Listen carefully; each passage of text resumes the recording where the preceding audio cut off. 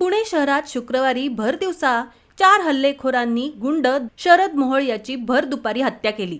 मुळशी पॅटर्नच्या या घटनेनंतर पुणे शहरात खळबळ माजली. या प्रकरणात पोलिसांनी 8 आरोपींना अटक केली आहे. त्यात 2 वकिलांचा समावेश आहे. या हत्या प्रकरणात सूत्रधार म्हणून साहिल उर्फ मुन्ना पोळेकर आणि त्याचा मामा नामदेव कानगुडे यांचं नाव समोर आलं आहे. ही हत्या करण्यापूर्वी शरद मोहोळ यांच्यासोबत त्याच्या साथीदारांनी जेवण केलं होतं. त्यानंतर सर्वजण घरातून बाहेर पडले.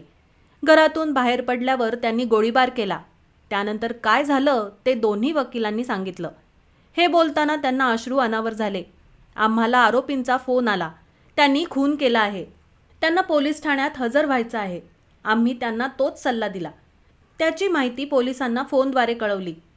त्यावेळी घटनास्थळी असलेल्या पोलिसांना आम्ही तेच सांगितलं, पण त्यांनी आमचं ऐकलं नाही, या शब्दात एका वकिलाने बाजू मांडली. आम्ही 15 वर्षापासून वकिली करत आहोत. आम्ही काहीही केलेलं नाही असं सांगताना दुसऱ्या वकिलास अश्रू अनावर झाले. वकील न्यायालयात रडायला लागला तेव्हा तुम्ही काहीच केलं नसेल तर घाबरण्याची गरज नाही असं न्यायालयाने त्यांना आश्वस्त केलं.